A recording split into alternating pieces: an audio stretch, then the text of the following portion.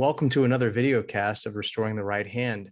Today, we're going to talk about the sanctity of life following the science. I apologize that we weren't able to do our scheduled program of talking about functional medicine and chiropractic and the connection between that and Adventism and expertology, as I like to call it, but hopefully that will happen in the future. But for today's topic, we're going to be talking about following the science versus the sanctity of life. And one of the issues is that many times we like to say that we're following the science, and this is how we come to our position. And my question is, are we really following the science, or science thus so called? And this is what we're going to take a look at. So we'll go and start our presentation here.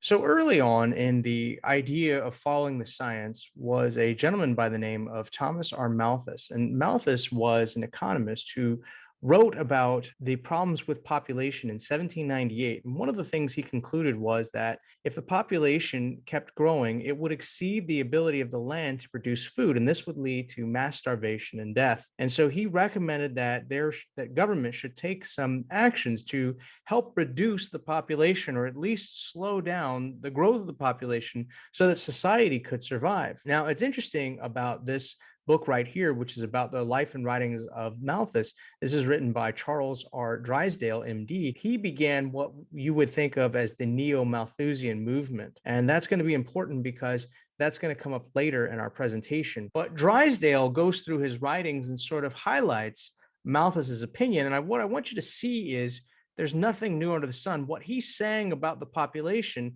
and how it needs to be reduced, and how you need to control the population, how you need to control birth, how you need to be able to get rid of useless infant life and things like that, is all connected not only to him, but also deep in the past, which he is going to point out.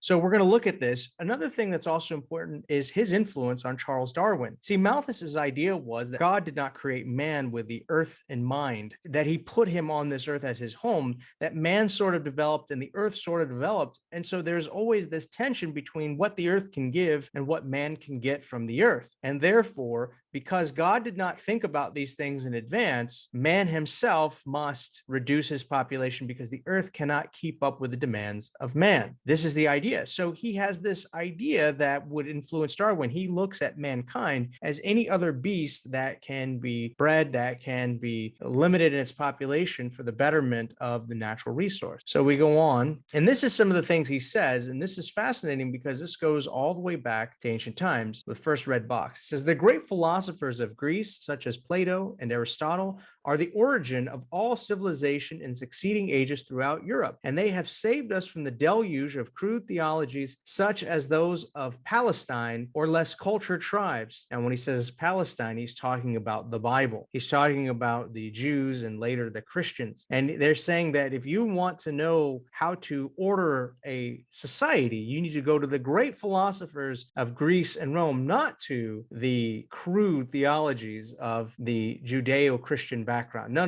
don't do that. And notice what he says here. They actually quote the Bible. He says this: the so-called divine law of increase and multiply and replenish the earth, and other equally vague and meaningless exclamations are in the strongest contrast with the scientific reasoning of these masters of all the learned. Notice that right away. Now, I believe much of this is actually from Drysdale, but Malthus would have agreed with this, and you'll see that later on. But as Drysdale is writing this, and you'll see some of Malthus mingled in there, it's quite unfortunate because it's about the life and writings of Thomas Malthus, but much of it is Drysdale's opinion, who is influenced by Malthus. But notice here that he's making a very good point, and this should not be missed, that the wisdom of the Bible is in contrast with scientific reasoning and the great learned men of the earth. It's important to note this because this comes up over and over again, not just for this discussion, but throughout time, that the Bible and science do not harmonize in a way that is convenient to quote unquote science. The Bible often stands in contrast to thus saith the science, because the Bible says thus saith the Lord. Anyways, he goes on, Plato in his Republic limits the number of free citizens as an ideal state to 5,040. Procreation, he maintains, when it proceeds too fast may be checked, or when it goes on too slowly may be encouraged by the proper distribution of honors and marks of ignominy, and by the admonitions of the elders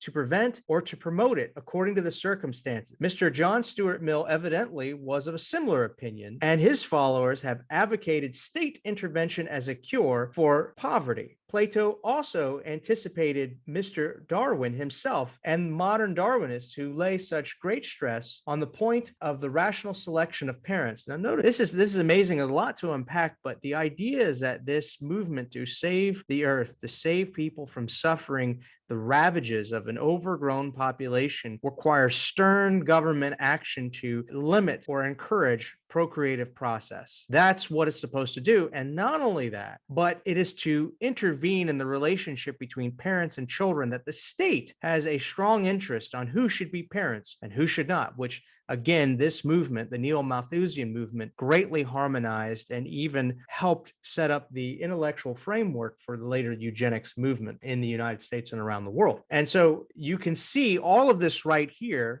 written in 1892. So this is well before any of that. He goes on, he says, in the fifth book, his Republic, he proposes that the most healthy men should be joined in marriage to the finest specimens among the women, and the inferior citizens should be paired with each other. He next proposes that children of the first class alone shall be brought up, the others not. No, this, you can see how this would start the eugenics movement. And he's lauding the wisdom of Plato. He goes, it will doubtless be one of the results of the Neo-Malthusian movement of this day that the persons afflicted with hereditary diseases will not so often desire to become parents as the healthy, whilst they may follow the advice of Professor Mantegazza of Florence and marry, but not procreate. From these and other passages, it is clear that Plato well saw the tendency of population to increase beyond the means of subsistence, and his expedients for checking it were not permissible indeed, but the extent to which they were to be used shows how great he perceived the difficulty to be. How backward most modern nations are in speculation on such points may be judged by the unwillingness in Germany, England, and even France to look at the question fairly in the face. In Plato's times, wars were nearly perpetual and very destructive, and if, whilst knowing this, he could still contemplate the destruction of children, of the poor and sicklier, of the population, of all who were born when their parents were either too young or too old, the fixing of the date of marriage late, and the regulating of the number of marriages, his reasoning and experience must have pointed out to him the terrible tendency of population to overpass the means of subsistence. Isn't that amazing? That he cites Plato and the ancient Greek philosophers for total government control of relationships between parents and children, and of procreation, reproductive capacity, and even to the elimination or destruction, as he says, of children, babies, because this is what you need to do to govern your country well. Again, this was written in 1892, but you can see how these things are spoken of even today. Saving the environment from climate change, limiting the population. Go on to the green box, and he says this, and yet it seems very clear that the horrible practice of infanticide was very common in Italy, for Romulus was supposed already to have forbidden it, though the constant warfare of the Romans must have lessened the necessity for this check. The Roman population of Italy soon fell when it passed the hands of a few great proprietors, since the other classes, having no means of selling their labor or competing with the numerous slaves of the wealthy, would have been entirely starved had it not been for the curious custom which arose from distributing large quantities of corn gratis to the poor or landless citizens. Now, what he's setting up here is that he makes it very clear that even though they weren't always on board with infanticide, killing of infants, that they still felt that there was a need to limit the population. All right. So even though sometimes they weren't for this infanticide, the government was, they still felt that there was a need to limit the population, and partly because they were always at war. And then Drysdale brings up this idea that it seems odd that they would feed the poor who couldn't work or couldn't do anything or were useless and give them money. But then he points out that even the poor exercised infanticide in order to reduce the population so they could live. And so his argument is essentially this, that if you can control the population with food, they will self-regulate the population by getting rid of the young. And this is where he goes on. He goes, no less than 200,000 were fed in Augustus's reign and probably had little else to depend on. Hence, the poor citizens could not increase, and they are said to have been constantly in the habit of exposing their unfortunate children, since the quantity of food doled out was not enough for a family to subsist upon. In other words, this is the idea that you can control populations with food. You can do this because you must limit the population. It's that bad. Here's Malthus's own words here. The vices of mankind are active and able ministers of depopulation. They are the precursors in the great army of destruction, and often finish the dreadful work themselves. But should they fail in this war of extermination, sickly seasons, epidemics, pestilences, and plague advance in terrific array and sweep off their thousands and 10,000. Should success be still incomplete, gigantic, inevitable famine stalks in the rear, and with one mighty blow levels the population with the food of the world. So Malthus's idea was that this planet naturally checks the population through plague, disease, poverty, and starvation. And what Malthus didn't want, which is odd because he thinks the death of mankind is a good thing for the planet, even at that time, what he didn't want was widespread famine. He didn't want the elites to suffer from a lack of food. So therefore, the vices of mankind, war, epidemics, plagues, all of this should do their work to rid the excess population. But if they don't, then many will starve from not getting food from famine. And so you see here that he's laying this foundation for the necessity of infanticide, where the killing of infants, or we would say abortion today, laying the foundation that you need to control the population. Now, it is important to point out that Christians did reject some of these things. They were not on board for reducing population the way that Malthus would. And they wrote books in protest to these things. And so because they weren't very scientific, people didn't listen to them. And instead, they would listen to people like Margaret Sanger, as we find here. So listen, this is her at the Neo-Malthusian Birth Control Conference. Listen to what she has to say. She says, as billions of dollars are expended by our state and federal governments and private charities and philanthropies for the care, maintenance, and perpetuation of these classes. That means the idiot, the criminals, the diseased, the feeble, the weak. She's not happy about all this money going to take care of the weak and the feeble and the criminal. She goes, year by year, their numbers are mounting. Year by year, more money is expended. The American public is taxed, heavily taxed, to maintain an increasing race of morons, which threatens the very foundation of our civilization. More than 1/4 of the total income of our states is spent upon the maintenance of asylums, prisons, and other institutions for the care of the defective, the diseased, and the delinquent. Do not conclude, however, that all of our feeble-minded and mentally defective are segregated in institutions. No, indeed. This is a free country, a democratic country, a country of universal suffrage. We can all vote, even the mentally arrested. And so it is no surprise to find the moron's vote is just as good as the vote of the genius. The outlook is not a cheerful one. This is pretty hardcore. That if you're stupid, according to her, and that may not even mean like mentally disabled, but if you're stupid, poor, if you're sick, you shouldn't even have a vote. You are a leech on society and should be exterminated, not cared for. I mean, this is what it boils down to. And then she goes on, where the purple arrow is, if millions upon millions of dollars, which were now expended in the care and maintenance of those who in all kindness should never have been brought into this world, were converted into a system of bonuses to unfit parents, paying them to refrain from further parenthood and continuing to pay while they controlled their procreative faculties, this would not only be a profitable investment, but the salvation of American civilization. You can see that, and she did these conferences all over the world, and this actually made a difference in China. This is eventually what led them to think that the one-child policy was a good thing, these type of conferences. In Life magazine in 1948. So this population reduction thing didn't quite go away. It always sat in the background. And what's fascinating is that you look at this and you think, okay, well, how bad were things back when Malthus wrote his works about economics and population? The population of the UK, which is where he was 10.7 million. It is 68.5 million in 2022. 68.5 million. They are not suffering from famine. They're not rolling around dead. And yet they still are taking in refugees and other people from around the world to increase their population. I'm getting ahead of myself. In 1948, the UN already been talking about the coming Hunger Years. In other words, this Malthusian idea was resurfacing in 1948 about how we might all start starving because the population is so bad. In this article, it's a little bit more upbeat and positive.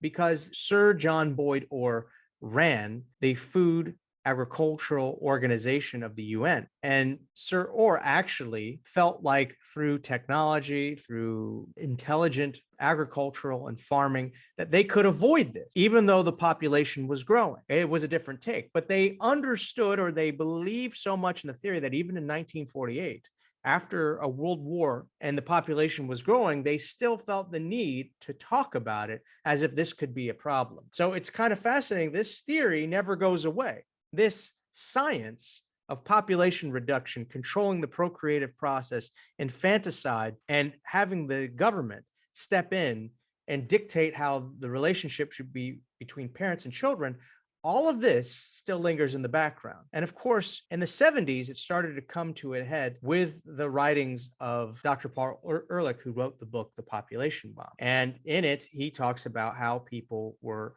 essentially going to overpopulate and everyone would starve. And this is essentially more Malthusian theory. And what's fascinating about this is it was so strong that in Life magazine in 1970 published an article celebrating the vasectomy. And this gentleman here, Walter Brainerd, who is a math professor, and he has 3 children, and to save the planet, he's going to get a vasectomy and have no more children. And you can see there are his beautiful children there, and he's doing this, he's going through the procedure, and they're talking about how this could be a complicated procedure because there's some ethical ideas like, should you go ahead and do that? Is it good for you? Is it legal in every state? But he does it because why? He believes that he's going to help save the planet from all the problems it's facing, not just overpopulation, but also environmental problems, which are part of overpopulation. Here's more in the Life magazine article. They even thought about coming up with drugs that would destroy the sperm inside the male to also complement the female contraceptive drug that's given to women so they don't have children. They thought that they could do that as well. Obviously, that was a failure. It didn't work, but that's what they wanted to do. Why? Because they wanted to reduce the population, and they got the academics, the intelligentsia, people to agree that, hey, this is a good idea. We need to do this. The very same issue of Life magazine, they had an article about this oil spill that happened in Tampa Bay, not far from where I grew up. This happened in 1970. And what's fascinating is they talk about how terrible it is. And indeed, I don't think anyone, whether you're an environmentalist or not, likes oil spills. I don't think anyone likes it. I don't think anyone says, hey, that's a great idea. Wish we would have more of those. I don't think that ever happened. And they show how devastating it is and what it does to the beach. But what's amazing is the beach has come back. I can tell you that because I've been there. But as bad as it is, and all the things that they have to do to try to keep things clean, put dispersants on the oil so it sinks, or try to use a filter to mop it up, as all of it is, they have this article in here. And in this article, they talk about the problems of population and what it does to the environment. Because if you can reduce the population, there's a reduction of demand of fossil fuels and all the things that cause pollution. In other words, even back then in the 1970s, as this neo-Malthusian idea comes about through the writings of Dr. Paul Ehrlich, you have the popular press talking about how we need to reduce the population to save the planet from environmental disaster.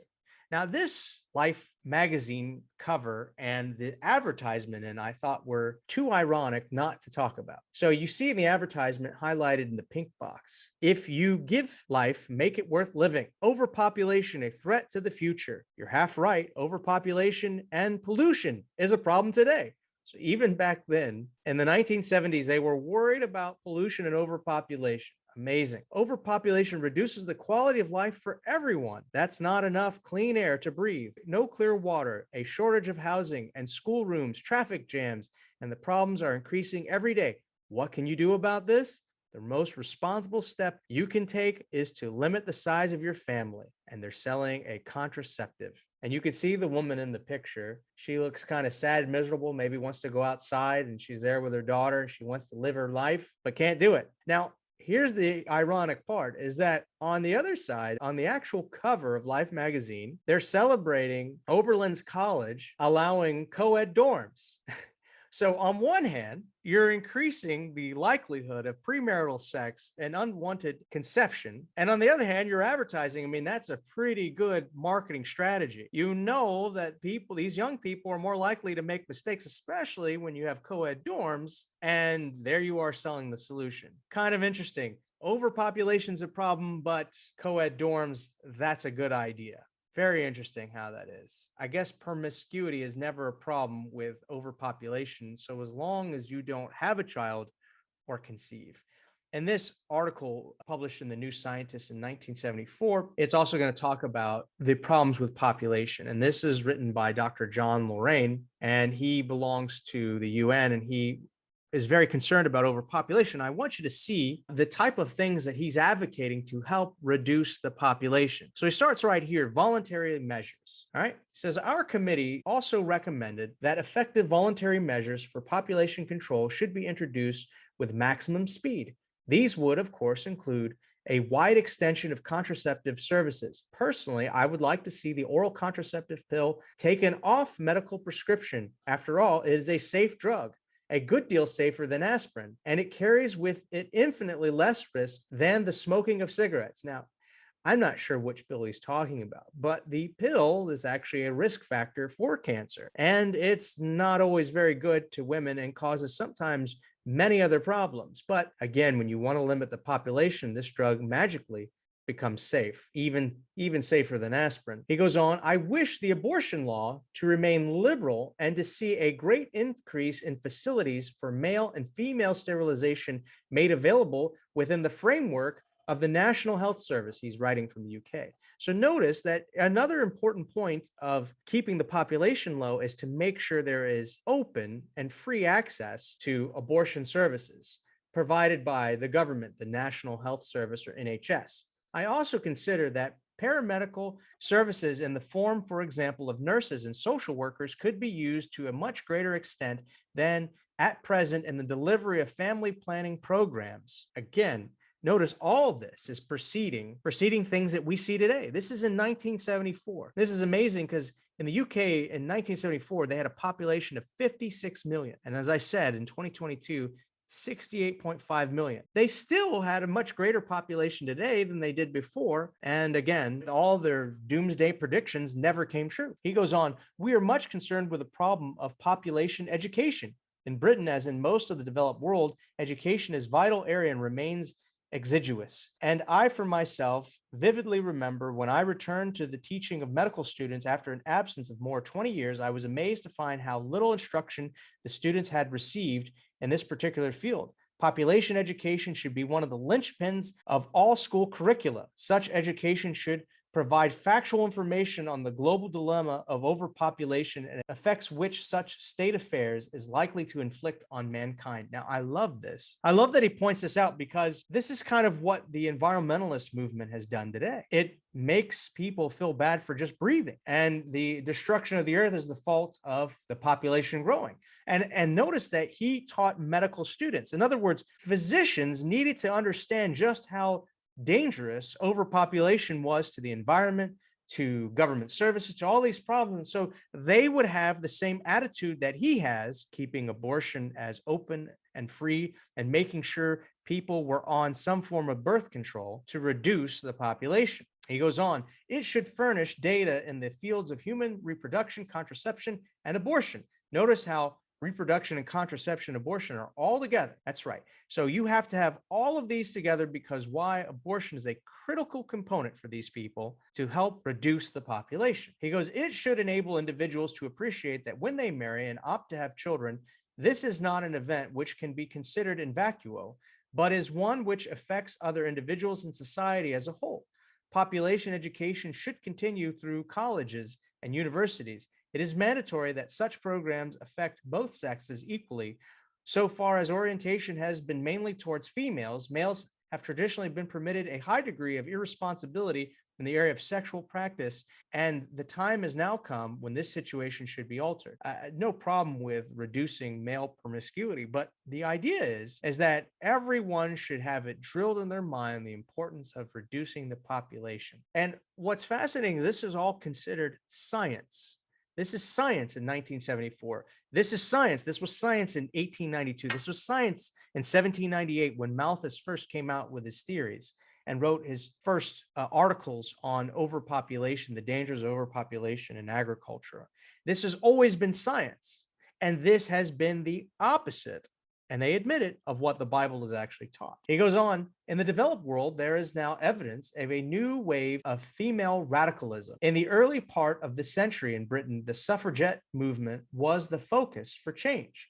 Many women suffered considerable trauma and degradation in order to obtain the right to vote. Now, the whole question of women's rights has again thrust itself forward in many Western societies. For example, in France, a nation which attitudes to reproduction tend to be highly conservative, the women's liberation movement constitutes strong pressure group on the government to liberalize laws in relation to sex and birth control. In Britain, the women's liberation movement stands for free contraception and abortion on demand, for round-the-clock nursery facilities for children, for equal pay for equal work, and for equal education and job opportunity. I just have to stop right here. Notice that whatever your views on whether or not women should vote, notice how quickly the movement went from let us vote to we need to reduce the population, we need to push abortion, we need to get women out of the home, we need to not make them mothers, but make them equal partners in the workforce. And he is going to celebrate all this because this gets to what he wants, following the science and reducing the population. He goes on, they might, with advantage, also include in their credo a request for more tolerant attitude to female homosexuality, for who in this day and age should have the right to pillory the lesbian and to assert that because she does not fit with the conventional wisdom of a male-dominated society, she should be the object of derision and opprobrium. In other words, they also notice that this women's movement also supports and promotes lesbianism, which you're going to see he actually likes this too. He goes, the views of women's liberation movement have an anti-natalist flavor and could therefore form an important segment of a national population policy. That's right. He's clapping an adulation for the women's movement that not only promotes female homosexuality, but also abortion on demand, birth control, and getting women in the labor force. He likes this because this is going to help reduce the population. This is what he wants. Certainly, there is no question that on moral grounds alone, discriminatory barriers to women should be removed throughout the whole spectrum of our society in Britain. But such legislation could also have highly beneficial effects in the general field of overpopulation. For example, it could lead to a later age of marriage. And the recent exemplar of the People's Republic of China and the traditional example of the Irish Republic indicate that this can be associated with falling birth rate. So notice he's excited because these things in society destroy the birth rate. They destroy families, which he likes, that lead to later marriages, that actually rob women of being mothers when they could be. And this all helps him because he is following the science to reducing population. He goes on, it could lead to an appreciation of the advantages likely to accrue to the individual from a smaller family size that might increase the incidence of childless marriages. There are women out there who are deeply hurt and afflicted for not having children earlier in their life. And there are women who, for any reason, can't have children and they suffer tremendously. And here he is celebrating the idea that we can trick the women and getting them involved in these movements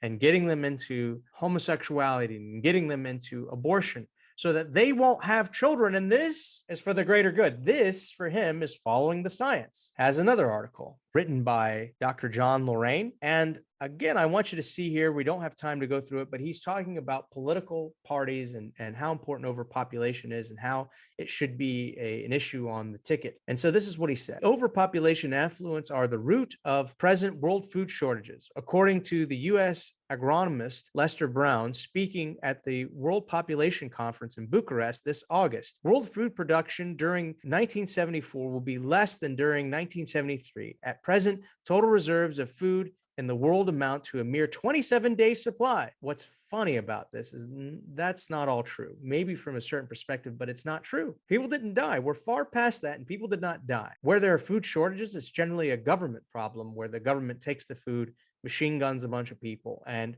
sits on it and lets them starve. That's generally the problem, but that's not his problem. His problem is that there's too many people, and that is what we need to solve, not correcting tyrannical governments and allowing people to grow their own food and teaching them how to live. No. It's actually keeping the tyrannical governments and reducing the population. And he says a mere 27-day supply as compared to a 60 days in the late 1960s. And he goes on, He says a most important item in the population policy for a developed country such as Britain is that the government should publicly acknowledge that the size and distribution of the population is its rightful concern. In other words, the government needs to regulate this. The government needs to be involved in not only the bedroom between a man and a wife, but also in how they raise their children as well. It needs absolute control, which, if you believe in what Plato says, if you believe what Malthus says, if you believe what Drysdale and Sanger all say, you're just merely following the science or the thoughts of enlightened men. He goes, Lord Shepherd's statement went some distance to meet this point, and one can only hope for increasing governmental involvement in the area in the months to come. Effective voluntary measures to halt population growth should be introduced without delay. He says these would include a considerable increase in the facilities for contraception and for male and female sterilization, together with the retention of a liberal abortion law. That's right, abortion is a big deal when it comes to reducing human population. Most importantly, the new government must be prepared to launch a massive program of population education, providing factual information on human reproduction. He's not even providing factual information. He's not even doing it. But this is what happens when you follow the science. You just think you're right, even though the facts don't add up with your pet theory. And we can see this very much today. He goes on the undesirability. So the government should provide factual information on human reproduction, birth control, on the undesirability of unwanted pregnancies, and on the advantages which would accrue to the individual and to the nation by reduction in family size. The new government must also make radical reappraisal of the roles of women in society. Now, notice this. He's saying that he understands very clearly how important the women's liberation movement, the feminist movement, is to accomplishing his overpopulation goals. I don't think it is merely a coincidence that he writes this and says all this. A feminist movement comes out around the same time. Don't think it is. He goes on. He goes, in this field, rhetoric is not enough. Political action must be the order of the day. It must be recognized that although to some women the roles of wife and mother are attractive, to others such lifestyles are far from popular. According to discriminatory barriers facing women should be removed and their equality of opportunity assured throughout the whole spectrum of society and our overcrowded island. Such legislation might have many beneficial results, all pointing to an anti-natalist direction. These would include a later age of marriage, a greater proportion of childless marriages, and a smaller family size and increased incidence of spinsterdom, women being alone. Think about it. Here's a guy who's all behind the feminist movement and understands what it means. Abortion, not having children, not having very many children, and being alone without anyone in your life. That's what he's about. He doesn't care about the happiness of women. He's all about saving the planet, saving society from this. And it's interesting to think about, at the time that he's writing all this, there's a growing movement for abortion. Here are all these women very happy to say, we need all this. We need these abortions for women. We need to do all this. And yet they're playing in the hand of those who would destroy the human population, those who can't stand the poor and working class. They're playing in their hand thinking that it's freedom, when actually what it means is that they're going to be childless and alone. But this is what happens when you follow the science. This was the plan. Now, this was a letter written in to the New Scientist, and this intrepid writer actually points out that the very statistics that Dr. Lorraine cites is actually not true. And he points out that they're not suffering an overpopulation problem. But again, flatly ignored, because what do we have to do? Follow the science. This is an article written by Dr. Paul Ehrlich, and they talk about population crowding and human behavior. And it's fascinating because Dr. Ehrlich and Dr. Friedman are both believe that you need to reduce the population. They think that's a problem and you have to do something, but they are not exactly sure how to do it. Ehrlich doesn't like overcrowding in cities, whereas Dr. Friedman believes that this is a good idea because it will help reduce the population. But they both agree that most people should live in cities because it will put less harm on the environment and is an efficient way of controlling people and the population. So it's very fascinating that you have this discussion also going on. This was published in 1971. All this is happening in the 70s. And it's funny, these very things are being discussed today, saying that we need to get people into the cities so they can be controlled, so we can have a more efficient way of getting them goods and services and not do any of this. And again, there's nothing new under the sun. But here's the question. How did all this affect the Seventh-day Adventists? Because this was the science of the day. Now, many of us would look and say, come on, this is not science, but it was in the day.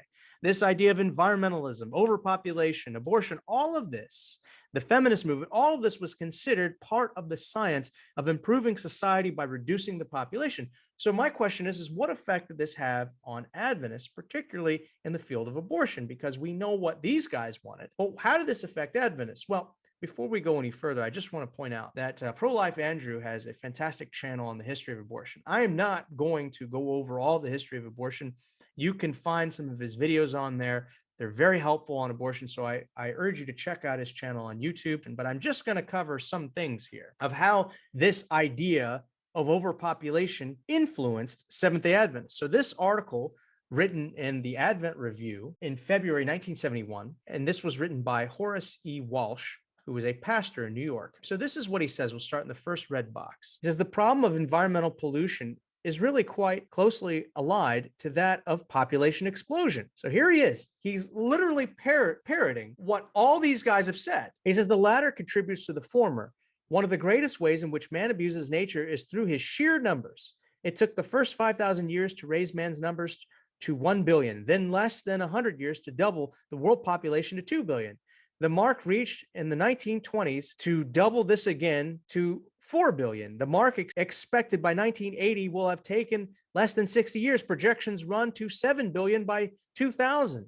Now, the doubling time seems to be about 37 years. Now, notice he's concerned about this because the population in his day, in 1971, was too much. We far exceeded that, and the great trouble that they all predicted has not come to pass. But yet, there it is, following the science. He says, now the doubling of this time seems to be about 37 years. In his book, The Population Bomb, Dr. Ehrlich gives the projection that should make one even more thankful that God will soon intervene to solve the population explosion problem. Now, this is fascinating. That the second coming is going to happen to stop the world from overpopulating. That God had no idea what he was doing when he put man on the earth in his procreative capacity, had no idea, and that when he comes, he's going to stop us from polluting the earth and overpopulation. That this is what Christ's mission is. This shows you just how much we were into the quote unquote science. He states that if the present growth rate is maintained for about 900 years, there will be 60 billion people on the face of the earth. The British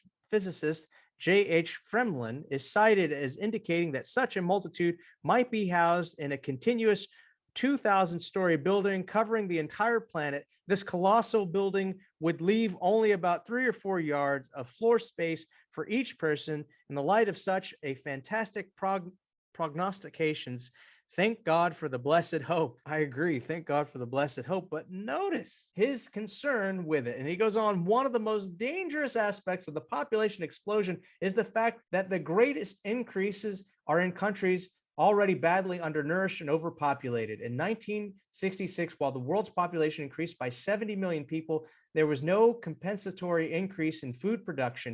In 1966, each person on the earth had 2% less food to eat, which it's funny because with technology and better farming practices, we can actually feed all these people. He doesn't point out that it's government. Again, this is about environmentalism and overpopulation. He says with the population bomb, there was a resultant deterioration of our environment. And many sociologists and psychiatrists says this is a serious threat to the mental health of the nation. More and more are they coming to regard this deteriorating psychic environment as a significant cause of riots, the rising crime, disaffection of youth, and the addiction to dangerous drugs by millions of young Americans. The prophecy of Paul that in the last days a perilous time shall come was never more up to the minute than it is today. Because of overpopulation, not because of sin, not because of unrighteousness, not because of selfish, but because of overpopulation. This is what he said. Shows you how much we were into following the science, that in the review, our flagship journal, he's talking about that. Now, there were some who didn't buy into this.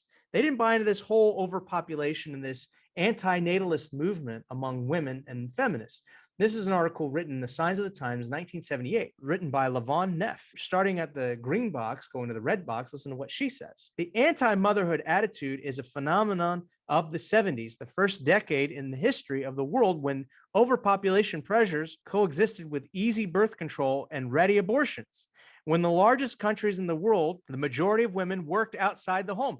This is fascinating. She's sort of turning it on its head. It's like we're talking about overpopulation when there's more women out of the home, more access to birth control, and more access to abortion. She's saying, is this really a problem when you have everything that you want? But here's the issue. When you realize that overpopulation was just an excuse to push people into sin and unrighteousness, then you begin to realize that this is a ruse. And notice what she's actually going to stand for motherhood. She says, when in the largest countries of the world, the majority of women worked outside the home, when divorce became socially acceptable, no matter how we feel about motherhood or apple pie or the flag, we cannot repeal the times we live in, but it doesn't hurt to take a close look at the popular attitudes before we blithely decide to make them our own. 4,000 years ago, voluntary childlessness, which in today's parlance is the decision to remain child-free, was unthinkable. When Rachel saw she bore Jacob no children, she said to Jacob, "Give me children or I shall die." She actually goes on to talk about the biblical view of motherhood and the current view of anti-motherhood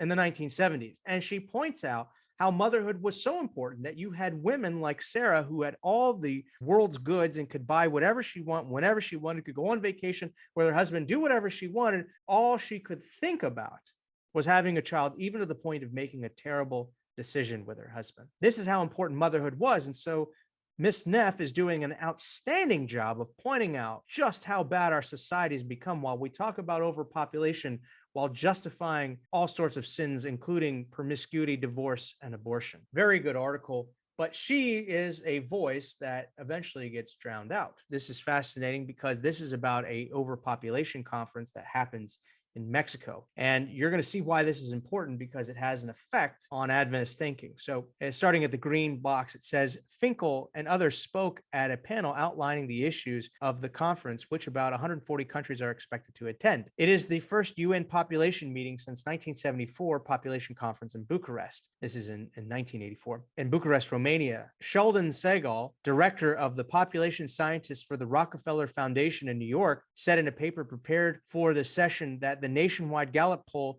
commissioned by an organization shows Americans support family planning overseas. Now, I love this because a lot of people, they talk about Rockefeller, this or that conspiracy, and much of what they say is unproved. But if you actually do the research and you can actually show that there's some things that they supported that just aren't very cool and are pretty disastrous, show the data. It's there. No need to believe in conspiracies. It's right there. In the survey, 72% of the 1,042 adults interviewed last month said they believed the United States should give family planning assistance in countries where abortion is legal, that you need to help them have more abortions. The new U.S. policy was announced in July in advance of the conference. It declared abortion an unnecessary and repugnant form of population control and said that the United States will not contribute to the family planning programs that support abortion. So notice that in 1984, the Reagan administration was not on board with that. Praise the Lord. And I'm not supporting Ronald Reagan, but I am supporting the fact that they were against this and they felt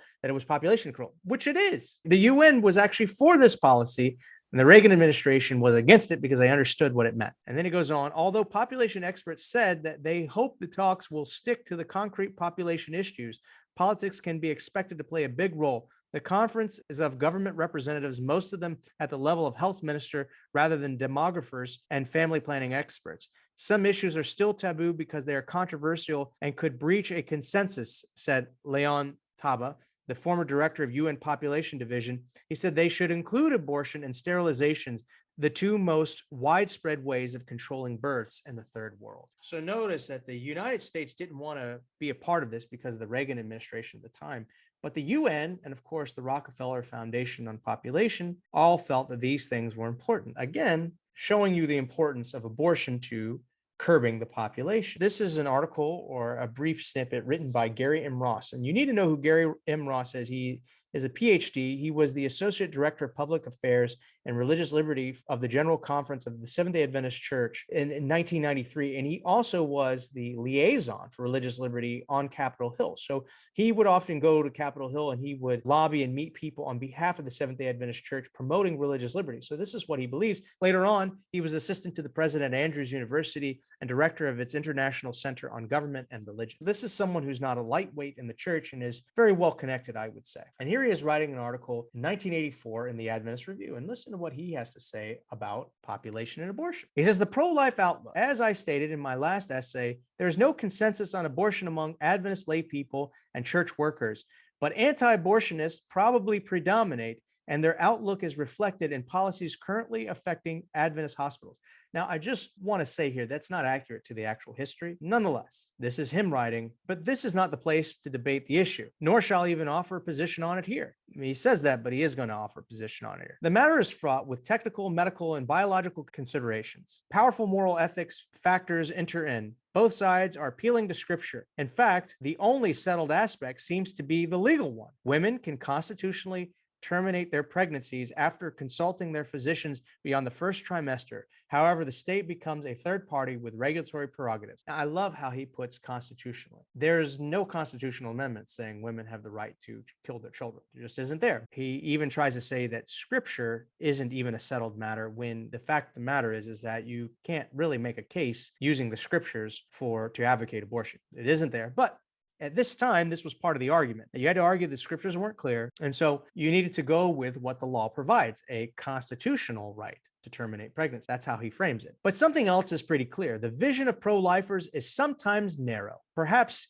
in the interest of reason and consistencies, it should be widened. From my standpoint, as one who monitors government, I offer some ways of creating the broader perspective that I think is desirable. Naturally, there are many other vantage points from which one might speak.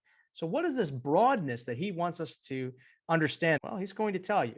And this is him not getting an abortion, but getting into the issue. First, pro-lifers might consider the consequences of their position, particularly those that are felt internationally. Here we reach a subject that the media personnel have been dramatizing that occasioned this essay, the demographic crisis of our time, that no one can afford to ignore, and that I shall therefore emphasize in this essay. Apparently, besides individual life, there's something one might call the collective life of the world's population. What is its status and how is abortion related to it? There he is linking overpopulation with abortion and saying, wait, pro-lifers haven't considered the effects on the society. In other words, women should be able to have abortions whenever they desire because we need to think about the greater good of society. Where have we heard that we need to do something that seems morally wrong? Of course, to him it doesn't, but is morally wrong in order for the greater good of society. I digress. He says the fast arriving year 2000 is not so daunting as it was. And an optimistic school of thought about the globe's future sees the population curve tapering,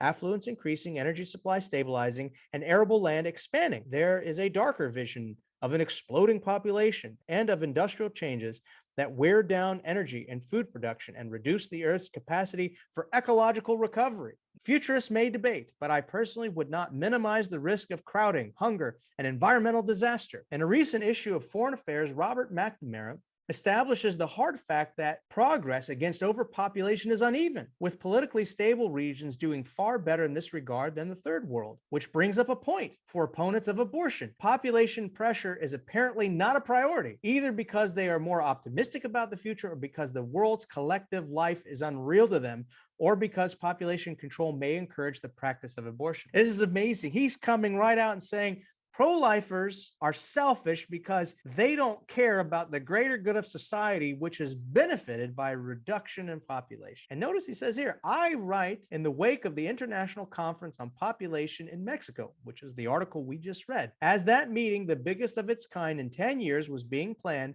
the White House Office of Policy Development advised the administration to refuse United States assistance to population control programs that advocate abortion. We read that. The conservatives who prompted this action applauded. Parts of the scientific community objected. I love how he pits the religious fanatics with the scientific community. The scientific community, which knew that by 2000 it was going to be a disaster because of overpopulation, that knew by the 1970s that there would be a massive disaster, that knew after 1892 that there would be a population. They just knew all these things, never came to fruition, but nevertheless, feminism, abortion, promiscuity, taking women out of the home, all these things have continued. So notice he's pitting science against the religious fanatics, and he's making the case that these guys are following the science, whereas the pro-lifers aren't. He goes on, He says, without a reversal or compromise of the government's position, such countries as India and Bangladesh stand to lose upward of $120 million a year family planning aid. In other words, if we don't do this in the third world, if we don't give all this money, it's going to be destruction. Opposing abortion in this context worsens our population pressures,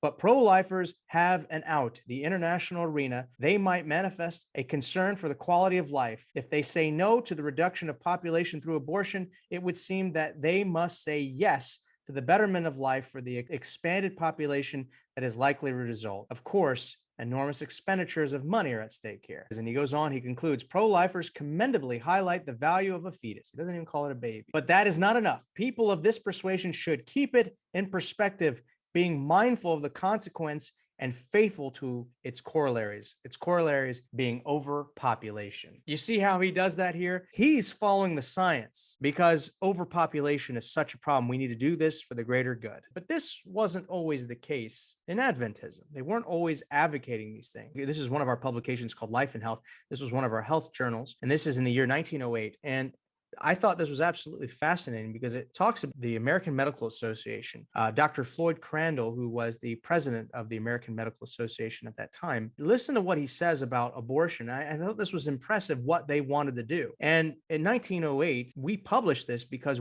this was commendable what he was doing against abortion. Listen to what he says. According to Dr. Crandall, the functions of the county medical societies are to guard the financial and temporal interests of medical men. Of course it is. It's always been that way with the American Medical Association. Make sure these guys are making money. To stand as their representative before the people, to perform some of the duties which the medical profession owes to the public. Enforcement of the medical practice laws, says the doctor, and the protection of the public against illegal and criminal practitioners are among the duties which the county society owes to the profession and to the public. Now, these laws that they got passed at their behest shut down a lot of independent practitioners, natural-minded practitioners. This was actually not very good for many people. But listen to how it was rolled out, which is commendable in some aspects. The writer goes, there would seem to be significance in the order of the last two phrases and also in the order of the three functions of the medical society as given above. A consideration of the attitude of the society's legal committee to abortionists would seem to suggest that the words I have italicized above are important ones in the mind of this committee to keep the public safe, to save them from bad practitioners, seems to be in mind, but keeping them away from abortionists. So it should be remembered, a consideration of the attitude of the society's legal committee to abortions would seem to suggest that the words I have italicized above are the important ones in the mind of the committee. They go on. It should be remembered first that the abortionist does not, in his work, come into competition with the regular practitioner for the professional man. With rare exceptions, is above that class of work. So the effort to put a stop to this social cancer was begun reluctantly. This is important. In other words, the abortionist and the regular doctor did not see each other as competitors on the field of getting money. Most regular doctors thought that abortion was beneath them. It was a disgusting practice. You will find that there was the Physicians' Crusade against abortion, which the American Medical Association headed up, and even some of the Adventists supported that. But in 1908, long after the Physicians' Crusade, here they are again. And this time, even though the abortionists are not direct competitors for patients or money, the American Medical Association has decided to put pressure to shut these guys down. And this is what is commendable, what the editor is saying here. Dr. Crandall expresses the belief that 100,000 abortions are committed annually in New York. So long had it flourished without let or hindrance, says the doctor, that it had become reckless of the laws of public decency. We were driven into the work. Notice this, that the American Medical Association was so appalled by the egregious criminality of this abortion and how many people were dying and being afflicted by it that they felt like they had to do something to stop it. And they go on. The police department, the district attorney's office, and the health department were referring cases to our proper work. Notwithstanding its repelling character, we undertook it, and they succeeded in lessening in a marked manner the work of criminal midwives. That's abortionists, not midwives who actually delivered live babies, but people who killed children. Because finally, the committee had forced upon it the fact that some regularly licensed physicians were openly carrying on this vile business.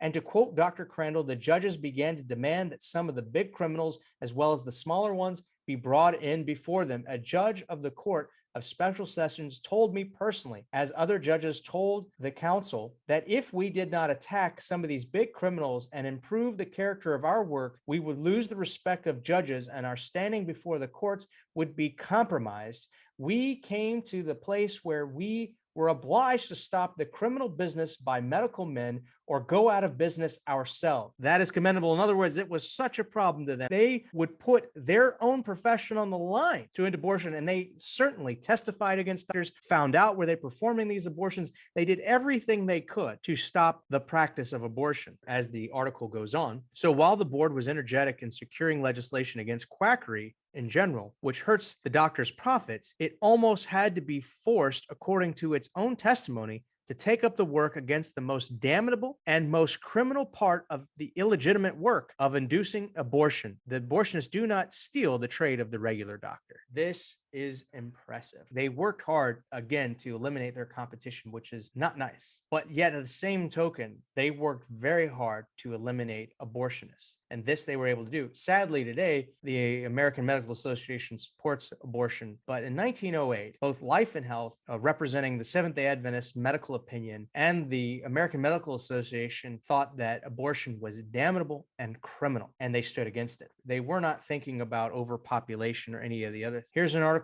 about abortion, and this article talks about how many women actually die from having an abortion and how there needs to be more education of women, telling them how to take care of themselves. This is again in Life and Health. This is in 1935. It says, it's probably the most outstanding finding of the study, to use the committee's own words, is 1/4 of all maternal deaths investigated were not due to maternal mortality as the general public usually understands the term. Careful follow-up of the deaths revealed that 1,825 of the women included in the study had died following termination of pregnancy, so premature that the infant could not survive, and the 1,324 died from sepsis. In other words, these 1,825 deaths were due to some form of abortion. Half of these abortions of the known type were induced. In considering this section, the report, it must be borne in mind that the term abortion does not include criminal abortions, since death certificates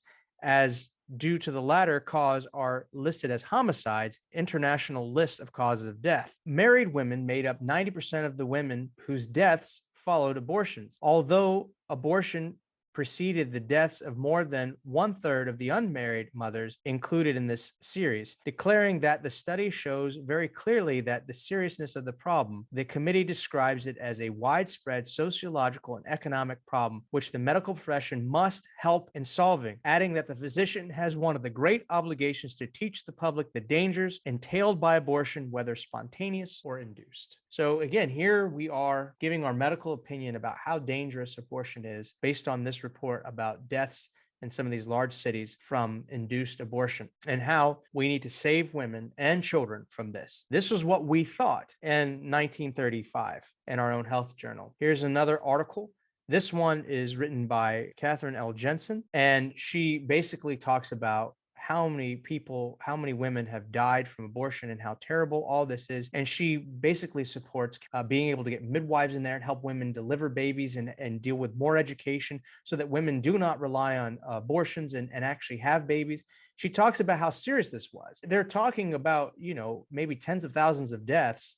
And they were very upset, and they said, we need to do something about this. This was in our own journals. In 1966, things start to change a little bit. And you can see in the 60s, there's a change in the ideas about abortion. But as we go to 1968, and in 1968, it talks about stopping birth defects. And it goes through a number of things that can cause birth defects: radiation, smoking, drugs like thalidomide, the age of the mother. And then it mentions this, number 4, German measles or rubella. Defects from German measles in the mother in the first 3 months of pregnancy are well known. Cataract of the eyes, blindness, deafness, heart disease, and miscarriage are possibilities. A mother need not have the disease, but be only a carrier to pass on the defects to her child. Most states in America now have laws permitting abortion for the pregnant woman who contracts rubella.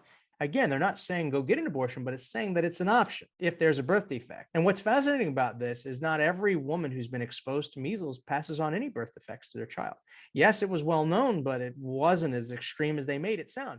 and many young girls who had German measles or rubella before they began to have children actually had lifetime immunity. So it wasn't always a problem, especially if you were exposed to it as a child. But notice that abortion is considered an option, or a mother who's been exposed, to prevent birth defects. Kind of interesting, because we know as this happens, there's this talk about overpopulation and reproductive rights and birth control and abortion. All this is sort of happening in that soup. You can see that we go from talking about it being a criminal enterprise that the medical association needs to stop to, well, it may be an option with birth defects. Here's an article, again, showing this is in 1974. This is Herbert E. Douglas, who I've really appreciated over the years, many things he's written. Notice again the believing in overpopulation. He goes on, and this is the article in the review, and he says this: some of us from New England were reared on a simple philosophy: use it up, make it do without. For some, this may sound somewhat Spartan or unnecessarily restrictive, but today, on most continents, if not all, whether in the highly industrialized West or the overpopulated East, the inhabitants of the earth will be forced to adopt some version of this New England wisdom, whether they like it or not. It may be wise to learn to like it. When God gave Adam and his descendants this wonderful planet to be home, he gave man intelligent foresight and ability to use tools and a sense of social organization by which he was to fill the earth and subdue it and rule over the fish in the sea and the birds of heaven and every living thing that moves upon the earth. As God's steward, man was to be the benevolent master of the earth, not the plunderer of its vast resources. He was to continue the work begun by God at creation as he fulfilled his commission to till it and care for it. The current energy crisis happens to be reckoning time. Man has not done well in managing the Earth's resource. In a December news conference, Lester R. Brown, a staff member in the Overseas Development Council USA, pointed out that a single poor harvest in the United States and Canada could trigger a worldwide food shortage at least as serious as the energy crisis, because the United States and Canada together control a larger share of the world's exportable supply of cereal than the Middle East of oil. A combination of factors are developing that easily guarantees a world famine by AD 2000, even without a crop failure. Why? Because of overpopulation. Here he is saying it. Herbert Douglas lived past the year 2000, and unfortunately, he was writing this believing in overpopulation. The pressure of population increases, coupled with rising affluence, which prompts people to purchase meat delivered from grain-fed animals, creates intensifying international competition for the limited supply of grain and grain-based protein. That could be written today, and people would be like, amen, because it's right in harmony with the environmentalist movement. He just cited a failed prediction right there. And he goes on. All this at the time when there is scarcity of land available for agriculture in the developed world and a deterioration of the quality of the land through erosion, deforestation, and overpopulation in underdeveloped nations. In addition, fertilizer shortages owing to the current energy crisis, plus water shortages in some sections of the world, and serious and frequent flooding in other countries, in part because of man's abuse of the land, made a gloomy picture indeed, if new factors are not suddenly introduced in the near future. So here he is talking about man's stewardship. And of course, he ties this in Jesus coming and all this other stuff. But notice here what he believes about overpopulation and environmentalism. He's clearly on board, and listen, not against clean air and clean water. Those things are wonderful and should be striven for. But this idea that somehow the Earth's population is too great and that we're all going to die because of it is a fatal flaw in his reasoning. And here he is, not in the Adventist press, but actually in the public press. Here he is in an article in the Honolulu Advertiser, February 20th, 1971. And his views on overpopulation undoubtedly influenced him here. Now, here he is telling the secular world what Seventh-day Adventists believe about abortion. Here is the article. 2 reactions to legalized abortion. Parents have no right to bring children into the world to burden others, said a Seventh-day Adventist. Non-therapeutic abortion is wrong, said a Lutheran group. These opposing viewpoints on abortion were issued recently by representatives of 2 religions. Herbert E. Douglas, associate editor of the Review and Herald, said in February 4th issue, "There is no divine command compelling parents to produce children as fast as nature will allow. In fact, much to the contrary, family size should vary according to the resources of affection and material sustenance to guarantee each additional member the love, time, and material support for the health and education." It's pretty interesting how he justifies legalized abortion based on overpopulation. With the principle of responsible planning should go the principle that the privileges of marriage relationship are not limited only to those times when a child is desired, Douglas said. Apostle Paul warned against abstinence except in unusual cases, he said. The church has taken no position on birth control methods. So there he is, essentially supporting abortion. Because why? Parents have no right to bring children into the world to burden others. Herbert Douglass has written some incredible things about overcoming sin, and yet he was blind to this because why? He, like Gary Ross and others in our church, were following the science, which in actuality wasn't science at all, but they were following it. Here's more of Herbert Douglass following the science. This is again in the review, 1971. And he's going to talk about B.F. Skinner, the behavioral psychologist. He says, we have been discussing the current impact of Dr. B.F. Skinner's psychological concepts upon modern political theories, as well as teaching technology. His bold, stunning proposals, coupled with his sheer brilliance, force his audience to accept him either as a prophet of a better land or an exponent for the theory and practice of health. It is difficult to be neutral. His latest book, Beyond Freedom and Dignity, is a must for all who are concerned about the future of man. Here, Skinner develops his theory that mankind can no longer afford freedom. He contends that man's greatest problems, such as overpopulation, the making of war, and environmental pollution, are the inevitable results of thinking that each person has the right to live as he sees best. The time has come, he says, for man to shed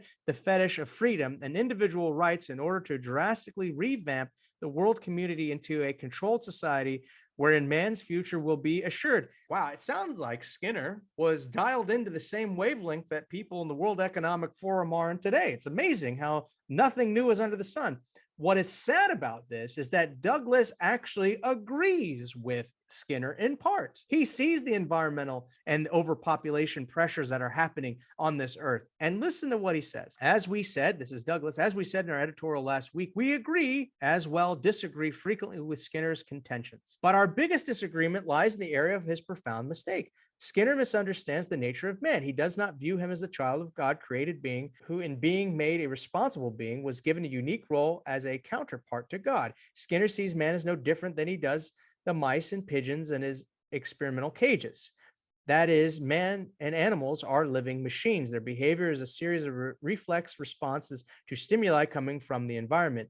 Immediate punishment or rewards determine whether a particular kind of behavior becomes habitual. Douglass is right. This was one of the most unsavory legacies of psychology, was determining that man was no different than a beast and the horrible experiments that they did to it. Skinner even put his own son in a box to show that he could, through psychology, help develop his son into a good man, and it failed miserably. Douglass goes on. To put it bluntly, for Skinner, man's actions are not motivated by an inner self, a conscience, which senses a need to choose between the bad and the good, but by his environment. Consequently, people who act badly are not immoral or wrong. They are victims of environmental neglect, such as defective homes, school, and churches. It's kind of interesting that Skinner believes that we need more government control of society to regulate man and take away his freedom. And Douglass is like, well, man should have a choice, but he probably doesn't mind stronger government control either. He goes on, Skinner is correct. We do need quickly to change the behavior of mankind if impending doom is to be avoided. But he is wrong in thinking that man needs only to change his environment in order to change those who behave selfishly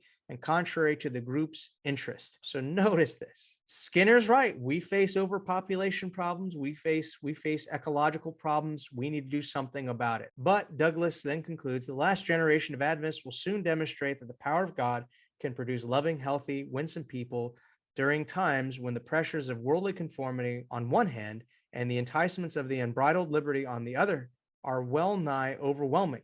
Environmental pressures do not necessarily make men what they are. Jesus and his 11 disciples proved long ago, and the last generation of Adventists will settle that question forever and forever. I think this is where last generation theology would get a black eye, being that he was a strong proponent of it. I don't think that last generation theology would ever support abortion, but those, ironically, who are proponents of it to this very day, still think that abortion is some sort of a religious freedom. And here's Herbert Douglass, who we just read how he believes in abortion and how he believes in the things that Skinner says about overpopulation, environmental pollution, and all the problems of society. He believes in all that. And yet he believes that mankind through Christ can become like Jesus when he returns, without spot, blameless before the Lord. If abortion's wrong and it's sin, shouldn't we teach people how to overcome it? Shouldn't we help reduce the pressures that make abortion more likely than not?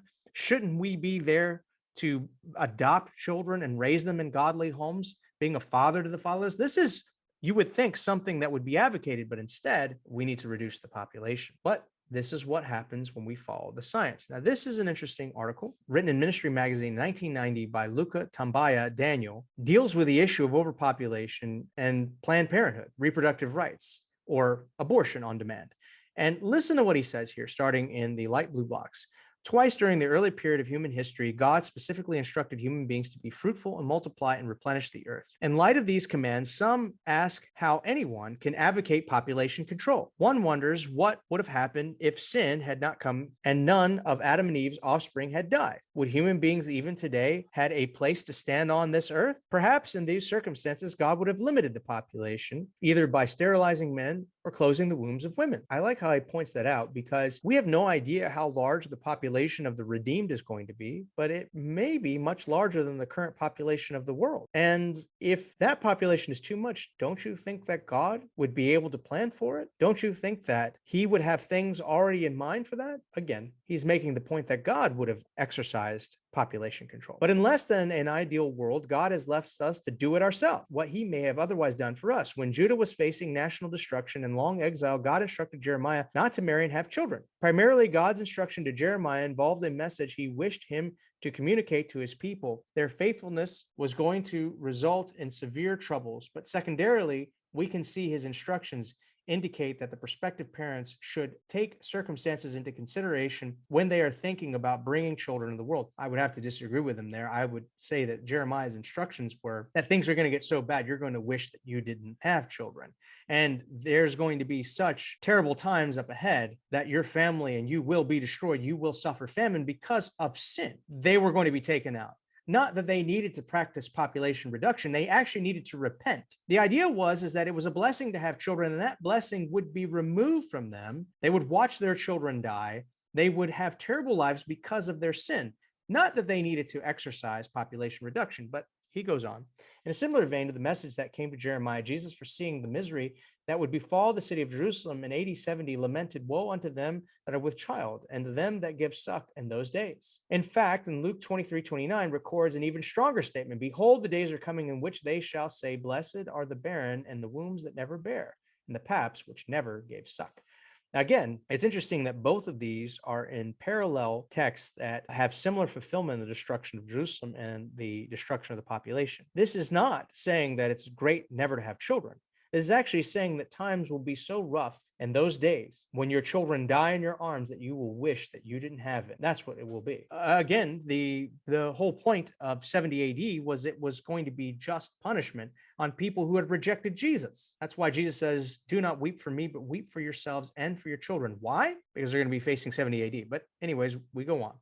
We may not directly be facing the dire events that Jeremiah and Jesus spoke of, but the lesson that we should take circumstance into account in the planning of our families certainly applies. The economic situation of the world, especially in the so-called third world, daily emphasizes that the earth cannot sustain its exploding population. This is amazing. He's saying this in 1990, and they were saying this back in the 70s. In 20 years, he's the same message, and they were saying that back in the 1920s, and they were saying that back in 1798. And he's still repeating this as if this is the science of the day. And sadly, in his country, in Nigeria, one of the biggest problems is that you did not have a stable government that will allow for the development of agricultural and technological advances. It didn't allow for it so that people couldn't eat. But guess what? The population of Nigeria is bigger now, and they can feed their population. But a lot of the problems aren't just in population, but it's in government. He goes on. The United Nations Fund for Population Activities proclaimed baby Marjorie Gaspar of the northern city of Zagreb,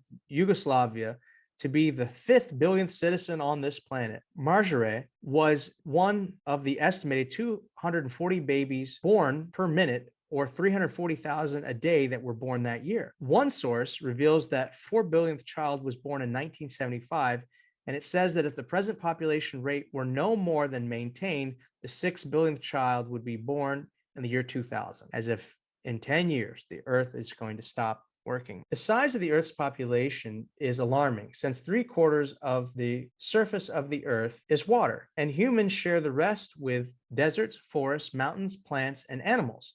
Compounding the problem, the United Nations Food and Agricultural Organization World Survey found that land degradation could reduce food production over the long haul by nearly 20% if conservation measures are not taken. Some 544 million hectares, 2.1 square miles of essential rain-fed cropland could be lost. Thus, this organization's ambition to provide food for all by the year 2000 seems a mere mirage. He believes in overpopulation, that he thinks in 10 years, people are going to start starving to death in the year 2000, when in actuality, the world suffers an obesity problem in 2022. When at the beginning of human history, God instructed Adam and Noah to populate the earth, the problem of time was a lack of people. That instruction does not speak to our time when the problem is that of overpopulation. So that he believes this is a serious problem in 1990.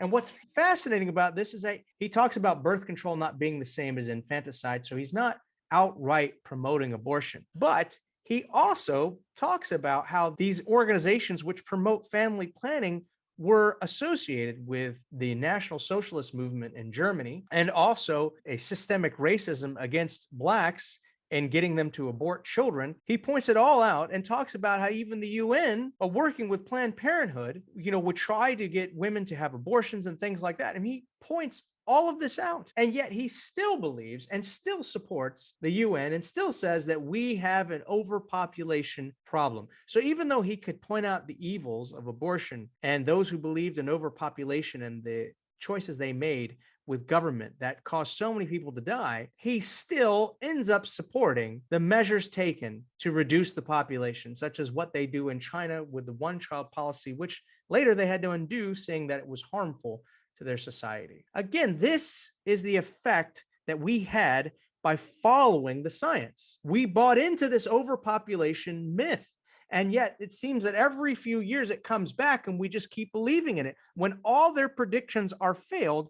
And yet this has been used to justify abortion. Listen to what Dr. Ronald Lawson says. He is not a Seventh-day Adventist, but he wrote about Seventh-day Adventists, particularly the policy of abortion. And this is what he says. Guidelines for Adventist hospitals in 1970 and 1971. Abortion came into focus in the U.S. again in the 1960s with deformed infants because of the use of thalidomide, a rubella epidemic, fears of overpopulation, and increasing demand by families for efficient means of family limitation because of their eagerness to maintain a high standard of living. The American Medical Association supported a change in 1967, and states began to enact liberalized laws. In the famous Roe v. Wade decision in 1973, the Supreme Court allowed abortion without state interference during the first trimester of gestation. So notice he talks about the guidelines for abortion that came about in the Seventh-day Adventist Church in the 1970-1971, and he talks about one of the issues, in addition to the American Medical Association changing its opinion, which is interesting. Why are we following the American Medical Association? They are not our moral compass. But he makes the point that the idea, the fear of overpopulation was a problem. But you don't just have to take his word for it. This is an article written in Spectrum magazine. Now, this is in 1989. So I don't know what happened to Spectrum, but they seem to be pretty fair and would allow strident disagreement in their pages. And now it seems to be that they just allow one type of opinion. And if you write a comment they don't like, it gets deleted. But anyways, they had a whole issue on abortion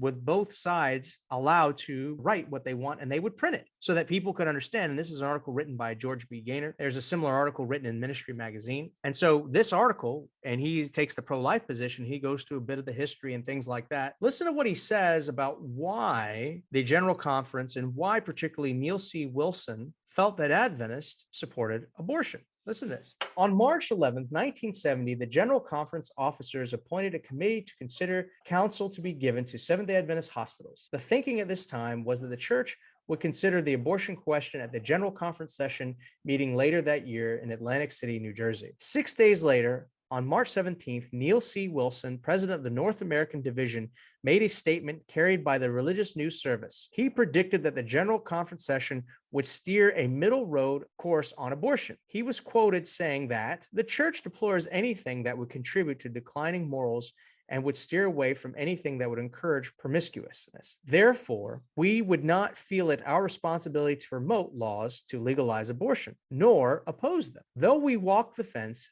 SDAs lean towards abortion rather than against it, because we realize we are confronted by big problems of hunger and overpopulation, We do not oppose family planning and appropriate endeavors to control population. There he is right there, believing and following the science as so many that we should support abortion and family planning because of the existential threat of overpopulation. We were following the science that is not a science. And this has led us to a path that has promoted and supported abortion. How many times are we going to follow the science that was actually not science to take away rights, to push people out of the church, and to adopt programs that are actually in complete variance with the word of God? This is how it continues.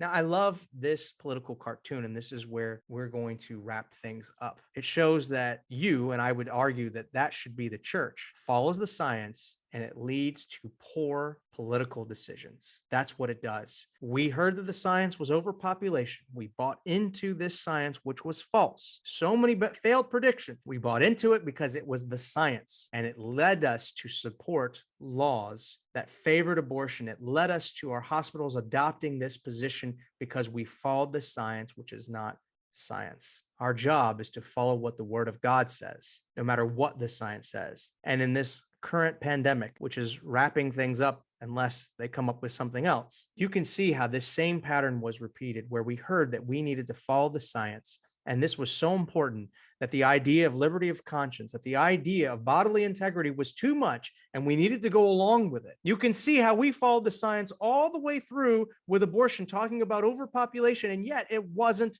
even science. We didn't even listen to other voices which said, hey, this isn't the case. Instead, we promoted it in our journals, and it was fundamental to our understanding of abortion and the policies that we crafted. The non-scientific theory of overpopulation, which people thought was the science of the time. Look at what this has got ourselves into. This is why the Bible needs to be first. This is why we must ask, what would God have us do? And then view science through those lenses. I hope you were blessed. Thank you for listening. And we will have a part 2 about this, the sanctity of life and our institutions. Take care.